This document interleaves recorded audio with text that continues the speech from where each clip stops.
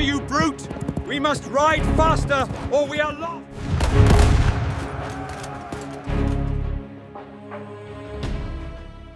Picture this. You're a British soldier at Isandlwana, January 22nd, 1879. It's early afternoon. You've been standing in formation for hours under the African sun, waiting for orders that make sense. Your rifle is the Martini Henry, one of the most advanced weapons on Earth, capable of dropping a man at 1,000 yards. You have artillery, you have discipline, you have the British Empire behind you, and you're watching 20,000 Zulu warriors pouring over the hills like a black tide. Not charging randomly, not a mob, they're moving in perfect formation, a massive crescent shape, wings extending to surround you, the centre holding back. It's coordinated, professional, terrifying. Your officers told you this would be easy. The Zulus are savages with spears. You have rifles. Technology always wins, except nobody explained why your ammunition supply is 70 yards behind the front line, locked in wagons that require screwdrivers to open. Nobody explained why your camp has no defensive perimeter, no trenches, no fortifications,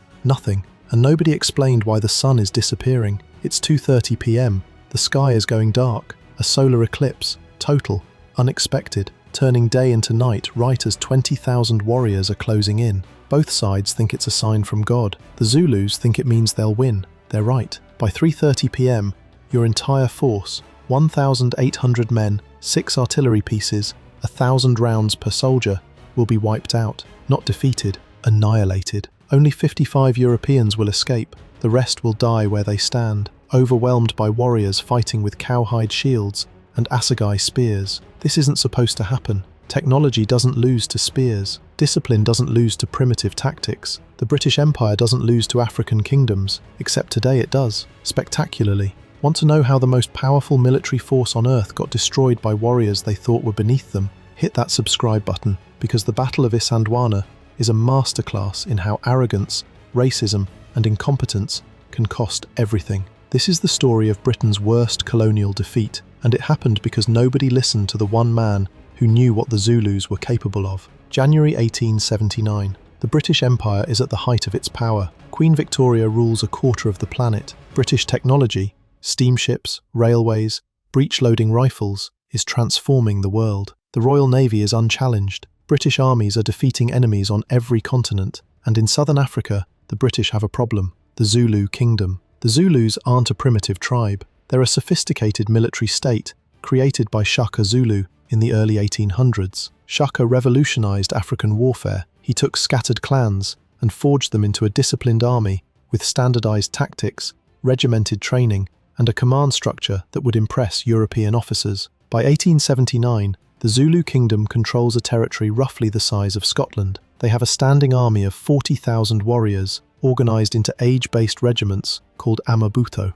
Each regiment trains together, fights together, has its own identity, shield colours, and battle honours. They're not conscripts, they're professionals. Their weapon is the Iklewa, a short stabbing spear designed by Shaka for close combat. Unlike thrown spears, the Iklewa is for killing up close, personal, brutal, effective. Warriors also carry the Isihlangu, a large cowhide shield, 5 feet tall, that can deflect arrows, block sword strikes, and be used as an offensive weapon to hook an enemy's shield aside before stabbing. Their tactical doctrine is called the horns of the buffalo. It's brilliant. The centre, the chest, engages the enemy head-on. The left and right wings, the horns, sweep around to encircle. A reserve force, the loins, waits behind the chest, ready to exploit any breakthrough. It's basically a double envelopment, the same tactic Hannibal used at Cannae in 216 BC. European observers who'd seen Zulu armies in action were terrified. Accounts describe warriors running 50 miles in a day, fighting a battle, then running back.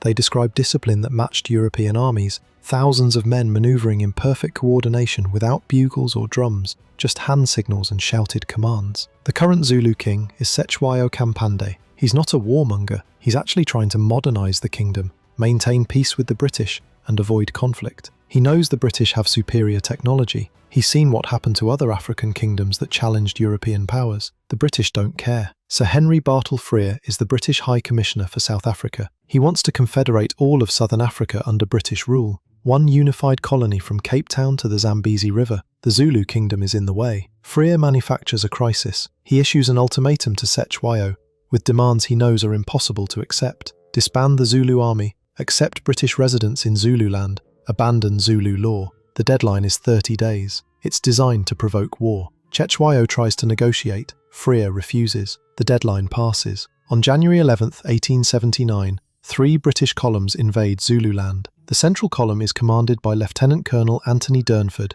and Lieutenant Colonel Henry Prulane. About 1,800 men total. 600 British regulars from the 24th Regiment of Foot, 500 African auxiliary troops, artillery, cavalry, and support personnel. Their commander-in-chief is Lord Chelmsford. He's convinced this will be a quick war. The Zulus will see British firepower, panic, and surrender. He expects to be in the Zulu capital within weeks. Chelmsford has a problem. He's never fought the Zulus. He's read reports, but he doesn't believe them. African warriors with spears? His troops have Martini Henry rifles that can fire 12 rounds per minute accurately at 400 yards. He has artillery. He has European discipline. What could possibly go wrong? The central column establishes a camp at the base of a mountain called Isandlwana, a distinctive sphinx-shaped peak that rises 300 feet above the plain. It's January 20th. The camp is huge, over a mile across, with tents arranged in neat rows, supplies stacked, artillery positioned. There are no fortifications, no trenches, no defensive perimeter.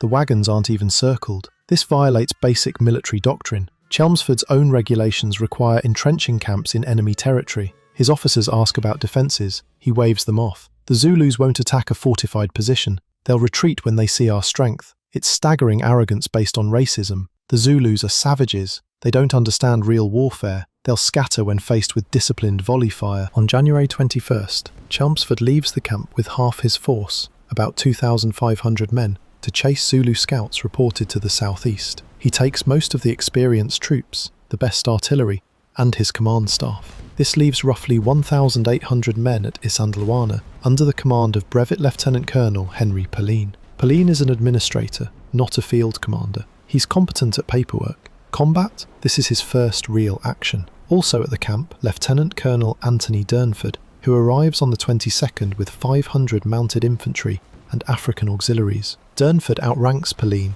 but isn't officially in command of the camp. It's a command structure clusterfuck waiting to happen. January 22nd, dawn. The camp wakes to reports of Zulu scouts on the hills to the north. Small groups, maybe 50 to 100 warriors, watching from a distance. Prulane sends out patrols. They chase the scouts but can't catch them. The scouts keep appearing and disappearing, drawing the British further from camp. It's bait, classic misdirection. The main Zulu army, 20,000 warriors, is hidden in a valley 6 miles north of Isandlwana. They've been there since the previous night, sitting silently in a ravine, waiting for the right moment to attack. The scouts are deliberately drawing British patrols away from the camp, while the main force waits. The Zulu plan is simple: stay hidden until the British are divided, then attack the weakened camp with overwhelming force. The horns of the buffalo will encircle and annihilate them before Chelmsford can return. Around 11 a.m, a British patrol stumbles onto the hidden Zulu army by accident. They crest a ridge and find thousands of warriors sitting in the ravine below, regiment after regiment, shields resting, completely silent. For a moment, nobody moves. The British soldiers stare, the Zulus stare back. Then someone shouts. The Zulu warriors rise as one, a wave of black shields and glinting spears. The sound is overwhelming. 20,000 men beating shields and chanting. The ground shakes. The patrol gallops back to camp, screaming warnings, but it's too late. The Zulus are already moving. Back at Isandlwana, Prulane receives the warning around 11:30 a.m. 20,000 Zulus, 6 miles away, moving fast. He has maybe 90 minutes before they arrive. Prulane does what he's trained to do. He forms his men into a defensive line about 800 yards in front of the camp. Infantry in the centre, artillery on the flanks. It's textbook European tactics. Stand in line, fire disciplined volleys, mow down the charging enemy. It's also completely wrong for this situation. Durnford, hearing the news, makes his own decision. He takes his 500 mounted troops and rides north to engage the Zulu right horn before it can encircle the camp. It's aggressive, bold, and it divides the British force even further. The British line is now stretched thin, about 1,000 men covering a front of nearly a mile. The artillery,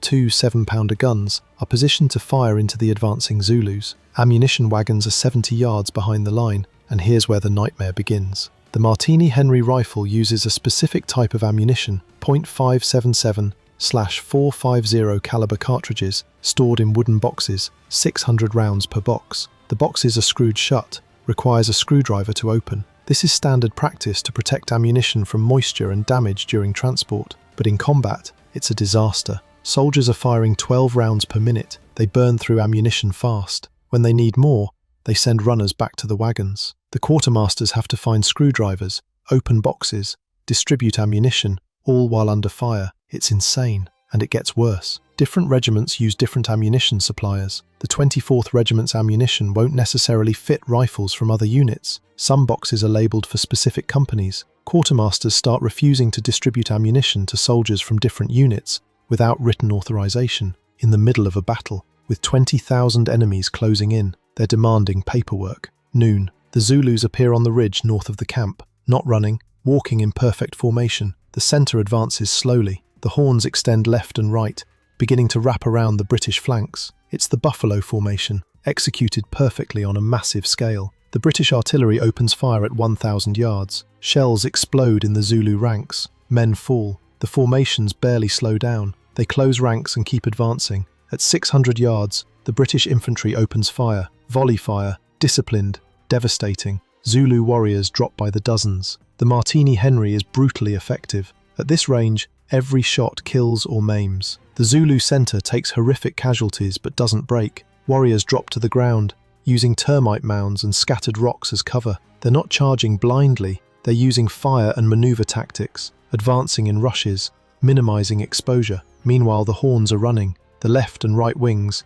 each about 7,000 warriors, are sprinting around the British flanks at speeds European troops can't match. They're covering rough terrain at a full run, shields up, maintaining formation. Durnford's mounted troops engage the right horn about 2 miles from camp. They fire, fall back, fire again, skirmishing, trying to slow the Zulu advance. It works for maybe 20 minutes. Then Durnford's men start running out of ammunition. They send runners back to the supply wagons. The quartermasters refuse to give them ammunition. They're not from the 24th Regiment. Durnford's officer nearly shoots a quartermaster before finally getting a few boxes. By then, it's too late. The right horn is past Durnford's position. He's outflanked. He orders a fighting retreat back to the camp. At the main British line, soldiers are firing continuously. The Zulu centre is pinned down 200 yards away, taking casualties but holding position. The British think they're winning. Look at the bodies. Hundreds of dead Zulus. The line is holding. Then someone looks left. The Zulu left horn is behind them. 7,000 warriors have completely flanked the British line and are attacking the camp from the rear. Pauline tries to reorganise. Wheel the line around. Face both directions. It's chaos. Units are intermixed. Ammunition is running critically low. Communication is breaking down, and the sky starts going dark. At 2:29 p.m, the sun begins to disappear. A total solar eclipse. Completely unplanned, unexpected by both sides. The sky turns twilight. Stars appear. The temperature drops. It's cosmic horror. Warriors and soldiers alike think the gods are intervening. The Zulus believe it's a sign they'll win. Some British soldiers think it's the apocalypse. The Zulu centre rises and charges. They've been lying under fire for over an hour, waiting for the horns to complete the encirclement. Now the trap is closed. They surge forward. Thousands of warriors screaming, running full sprint, shields up. The British line fires, reloads, fires. Men are fumbling with cartridges in the eerie eclipse light. The Zulus are closing. 100 yards, 50 yards, 20 yards. They hit the line like a tsunami. Close combat. Assegais versus bayonets. Shields versus rifle butts. It's brutal, intimate, terrifying. Zulu warriors are trained for this. Close quarters killing is their specialty. British soldiers are not. They're trained to stand in line and shoot. Nobody taught them what to do when 7-foot warriors with stabbing spears get inside bayonet range. The line breaks. Not everywhere at once. It fractures in sections. Companies try to fall back to the camp, forming squares, defensive positions. Some hold for minutes. Others are overwhelmed immediately. The camp is chaos. Soldiers running for weapons, ammunition, horses, civilians, teamsters, cooks, camp followers, trying to escape. Zulu warriors everywhere, moving through tents, killing anyone they find. Some British units form desperate last stands. The artillery crew fights to the last man, firing canister shot point blank into charging Zulus until they're overrun. Companies of the 24th Regiment form squares and hold position, firing in volleys even as they're surrounded. One group makes it to a rocky outcrop called the Neck. They hold for maybe 20 minutes, soldiers in a circle, firing outward, Zulu bodies piling around them. Eventually, they run out of ammunition entirely. Warriors rush in, hand-to-hand combat with bayonets and rifle butts. They fight until they're all dead. Pulain dies at his post, sword in hand, trying to rally a defence that's already collapsed. Durnford dies fighting a rearguard action, trying to buy time for others to escape. Most of the British officers die the same way, fighting to the end, maintaining discipline even as everything falls apart. Some men try to run. There's a fugitive trail heading south toward Rorke's Drift, a mission station 10 miles away. Hundreds of soldiers, civilians, and African auxiliaries flee down this path. Most don't make it. Zulu warriors chase them down, killing them in the saddle, on foot, in the river. Only about 55 Europeans escape. Most are cavalry who fled early. Some are wounded men who played dead among the corpses, then crawled away after nightfall. By 3:30 p.m,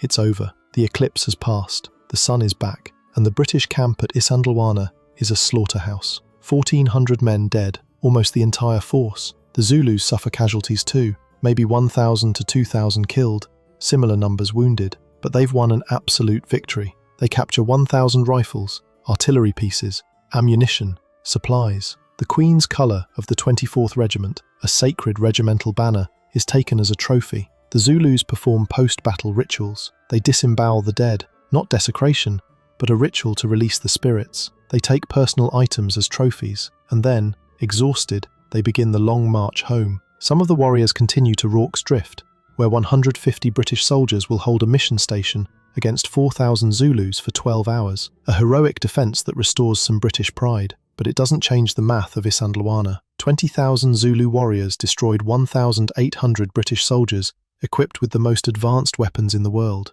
Lord Chelmsford, who left the camp undefended to chase phantoms, returns around 8 p.m. He sees the smoke first, then the bodies. The camp is stripped, supplies looted, wagons destroyed, bodies everywhere. He's destroyed his own force through incompetence and arrogance. The aftermath is brutal for both sides. In Britain, news of Isandlwana causes national shock. The greatest military power on earth defeated by savages? Impossible. There must be explanations, excuses. The official British inquiry blames everyone except the High Command. Pulain for poor positioning, Durnford for dividing forces, quartermasters for ammunition failures, anyone but Chelmsford or Frere, the architects of this disaster. The ammunition issue becomes a scapegoat. Stories circulate about boxes that couldn't be opened, about soldiers dying with empty rifles because quartermasters demanded paperwork. Some of it's true, some is exaggeration to avoid blaming leadership. The real cause is simpler. British commanders underestimated their enemy. They refused to entrench. They divided their forces. They walked into a perfectly executed tactical trap,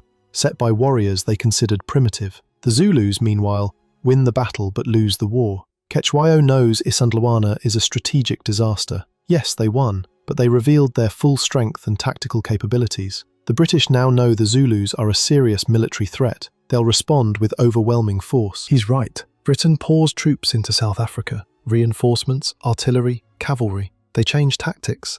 No more exposed camps. Everything is fortified. They advance slowly, methodically, refusing to be drawn into open battle. By July 1879, a massive British force corners Cetshwayo's army at Ulundi. This time, the British form a defensive square with artillery in the corners. The Zulus attack in their traditional formation. The British mow them down with disciplined rifle fire and artillery. It's a massacre. Zulu military power is broken. Cetshwayo is captured. The Zulu kingdom is dismantled, divided into 13 chiefdoms under British supervision. Zulu independence ends. Isandlwana becomes a British embarrassment. For decades, it's barely mentioned in official histories. Rorke's Drift, the defence that came after, is celebrated with Victoria Crosses and glory. Isandlwana is quietly forgotten. It's only in recent decades that historians have seriously examined what happened. The tactical brilliance of the Zulu commanders, the professional execution of the Buffalo Formation, the British failures of intelligence, logistics and command. Modern military analysts study Isandlwana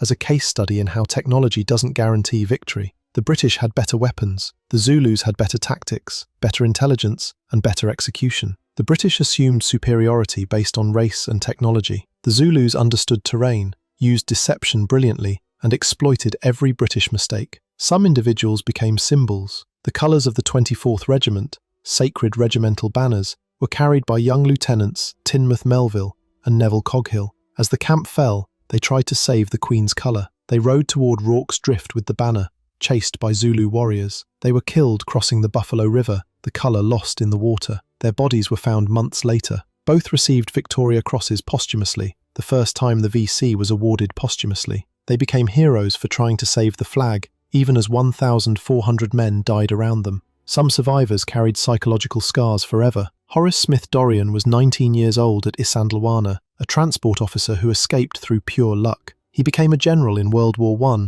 and wrote that nothing he experienced in the Great War matched the horror of that January afternoon. Today, the battlefield at Isandlwana is preserved. White cairns mark where British soldiers fell. You can still see the mountain, the sphinx-shaped peak that gave the battle its name. Tour guides walk you through the camp layout, showing where the ammunition wagons stood, where the defensive line formed, where men made their last stands. The Zulu perspective is increasingly told. For generations, oral histories preserved the battle from the warrior's viewpoint. Accounts of the tactics, the individual acts of bravery, the horror of fighting men with rifles when you have only spears and shields, the courage it took to charge across open ground into rifle fire, the discipline required to maintain formation while men fell around you, the tactical genius of commanders who coordinated 20,000 men without radios or bugles. Isandlwana shattered myths. The myth that European technology made victory inevitable. The myth that African societies were primitive and incapable of sophisticated military strategy. The myth that the British Empire was invincible.